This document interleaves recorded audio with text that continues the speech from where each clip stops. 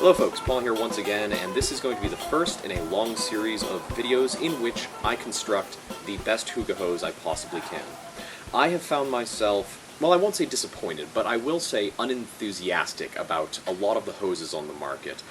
There are a ton of washable hoses out there that are great. I love them. They're wonderful, but I like things with some class. I like things of extremely high quality.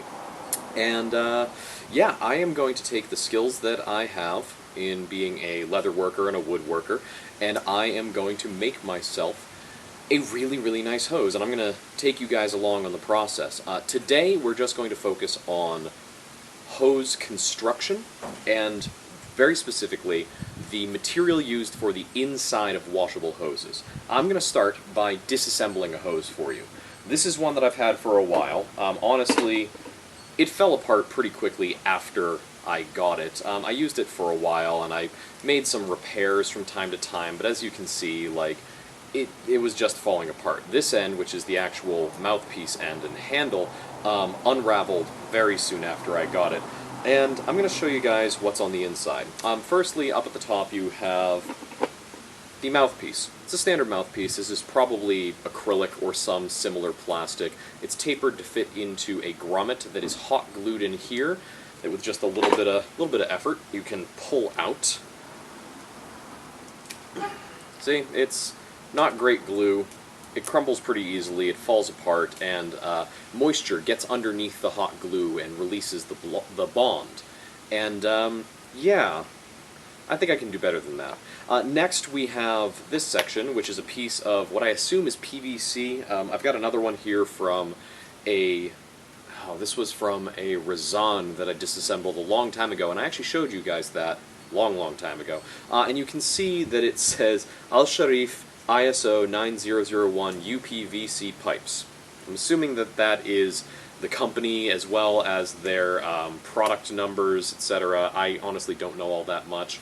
I might salvage these, though honestly, it's kind of thin, it's kind of flimsy, and I'm not sure that the large handle style hose is exactly what I want to build, but I want to show you what this was.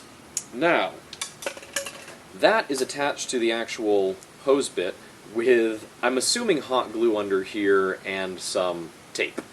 We're going to take that off now. Let's see. Well, I may as well pull out my trusty Leatherman, one of my favorite tools. Just allows me to get a better grip.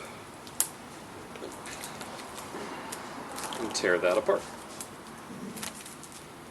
Comes apart easily enough. It's just some relatively, I don't know, cheap tape that, I mean, oh, this isn't even tape. This is some fake leather that is put on here, maybe as an additional seal. Let's get rid of that. So this just comes off. This isn't even glued on here. This is just stuck on with pressure. Not a fan of that.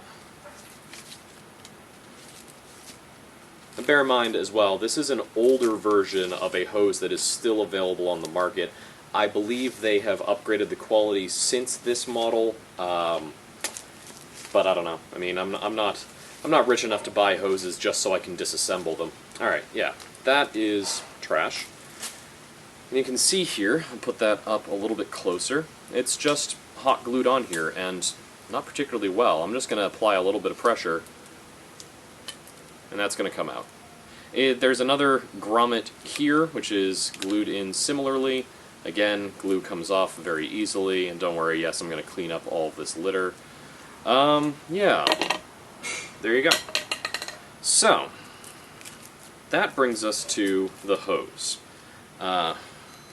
This is pretty standard for all of the washable hoses that I've disassembled. We have an interior washable piece wrapped in a fake leather and kept on with just a little glue and a piece of string that wraps itself into the grooves of the hose.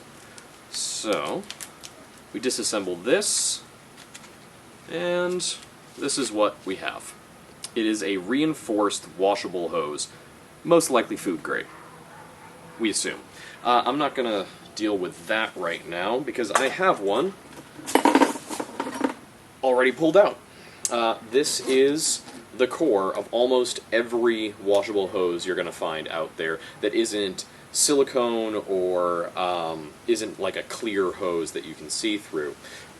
If you can take a look at this, I mean, these look like they came even from the same factory and the same company. These are completely different brands in America, but they're probably constructed in the exact same factory in the Middle East. So, once we've got that disassembled, we find ourselves on the other end, which this will give you a good example of how all of this goes together. As you can see here under the pom-pom, which I don't like the pom-poms, again, you just have a little bit of tape and some glue. That comes off pretty easily. It's glued in there semi-securely, but all it takes is a little pressure and it's gone. So now I'm going to take off this... Oh, well, that came apart pretty easily. I was expecting more of a fight. Oh well. As you can see, this is just wrapped on, glued lightly, again, with another piece of fake leather underneath here, maybe as more of a seal, but as you can see, excuse the noise, this rope is on here just with a piece of tape. I don't like that. That's not strong enough. That came off really, really easily, and it all comes apart much too easily for my liking. So, let's go to the other end, and we have, again, another piece of plastic, tubing, with the grommet, and the end piece.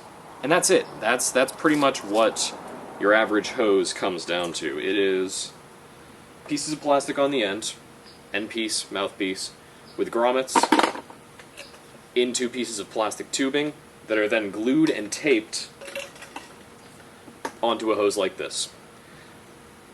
It's all pretty washable on the interior, but I find the construction and the appearance of it not so great. So I'm going to go over what I think are some better options.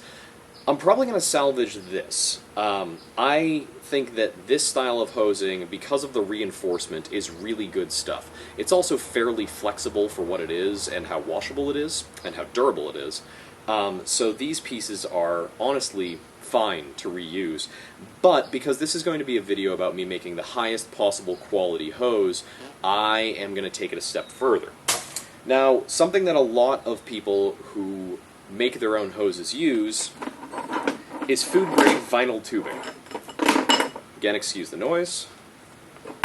This is something that you can pick up at like Home Depot or most of the big like home improvement box stores. It's fairly flexible, though it's a little more rigid than the reinforced tubing that I showed you down there. One of the big problems with this stuff is if you have a very tight draw on your hookah, it can collapse much more easily, and if you get something that's not thick enough, not rigid enough, it's going to suck in on itself and could restrict your draw.